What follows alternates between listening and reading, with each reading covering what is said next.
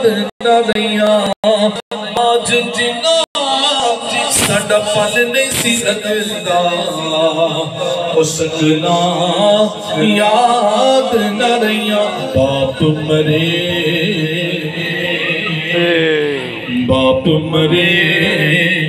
سر ننگا ہوندا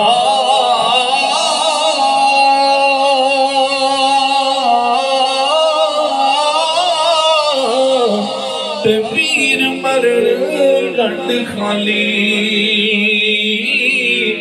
ماوا باج محمد بخشا کون کرے رکھ بلی صدا نباوی صدا نباوی بلبل بولے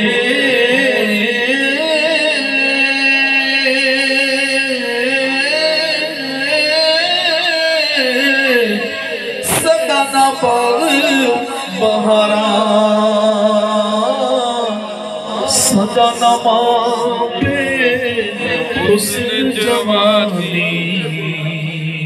صدا نصوبت یار سبحان اللہ جی ماشاءاللہ جی بہت پیاری آواز ہے جی ماشاءاللہ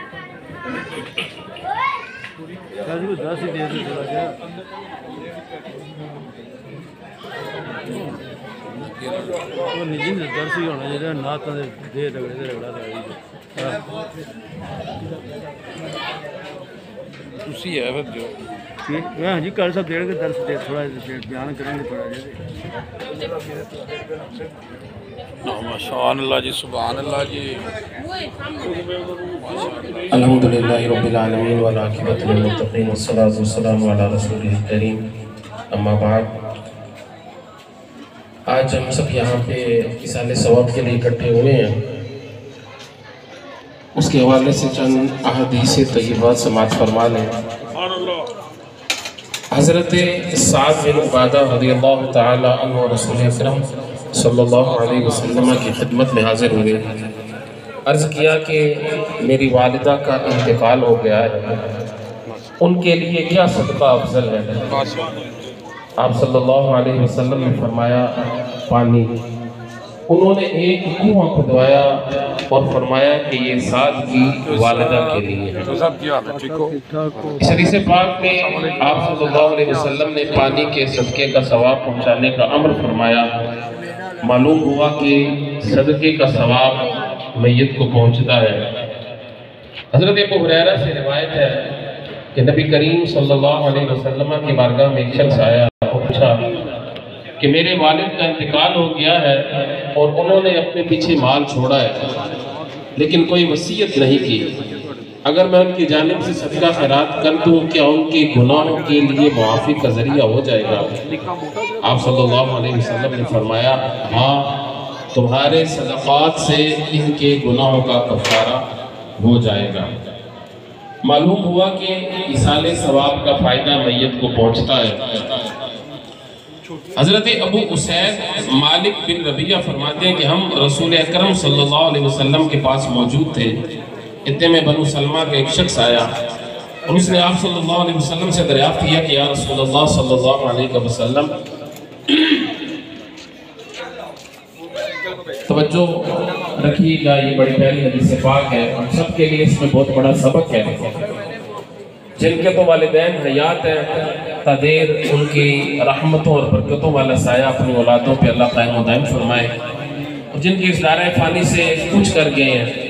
اس حدیث پاک میں پیارے آقا صلی اللہ علیہ وسلم ان کے لیے فرما رہے ہیں اس نے عرض کی کہ یا رسول اللہ میرے والدین کی وفات کے بعد کوئی ایسی صورت ہو کہ میں ان کے ساتھ حسن سلوک کر سکوں تو آپ صلی اللہ علیہ وسلم نے فرمایا ہاں ان کے لیے دعا و استغفار کرنا جب اپنے لیے دعا کرنا تو ان کے لیے بھی دعا کرنا استغفار کرنا ان کے بعد ان کی وصیت کو نافذ کرنا اگر انہوں نے وصیت کی ہوئی ہے اپنے مال کے حوالے سے یا کوئی اور وصیت کر چھوڑی ہے تو ان کی وصیت کو پورا کرنا اور آپ صلی اللہ علیہ وسلم نے فرمایا کہ ان کے متعلقین سے صلہ رحمی کرنا، جتنے بھی ان کے دور و نزدیک کے رشتہ دار تھے، دوست احباب تھے، ان کے ساتھ حسن سلوک کے ساتھ پیش آنا۔ اور پیارے آقا صلی اللہ علیہ وسلم نے فرمایا ان کے دوستوں کے ساتھ عزت کے ساتھ پیش آنا۔ اگر ماں چلی گئی ہے تو ان کی جتنی بھی سہیلیاں تھیں ان کو اپنی خالہ کی طرح پیش آنا۔ اگر باپ چلا گیا تو ان کے جتنے بھی دوست تھے اپنے چچا کی طرح ان کے ساتھ عزت کا برتاؤ کرنا۔ یہ تمام باتیں پیارے آقا صلی اللہ علیہ وسلم نے ہمیں سمجھائی ہیں، اور آج کی اس محفل پاک میں ہم نے اس بات کو پلے سے باندھنا ہے کہ اگر ماں چلی جائے تو جتنی بھی خالائیں ہیں یا ماں کی سہیلیاں ہیں اسی طرح ان کی عزت کرنا، اسی طرح ان کا حکم ماننا جس طرح اپنی والدہ کی حیات میں ان کا حکم مانا کرتے۔ اور اگر باپ چلا جائے تو ان کے دوست، ان کے جتنے بھائی ہیں ان کے ساتھ بھی حسن سلوک کا معاملہ کرنا۔ انشاءاللہ کریم اللہ اور ان کے حبیب صلی اللہ علیہ وسلم راضی ہوں گے انشاءاللہ۔ اللہ تبارک و تعالیٰ کی بابرکت ساعتوں میں یقیناً متعدد احادیث سے پتہ چلتا ہے کہ جو شخص رمضان میں وفات پا جاتا ہے اللہ تعالیٰ اس کو بغیر حساب داخل جنت فرمائیں گے۔ ہمارا حسن ظن ہے کہ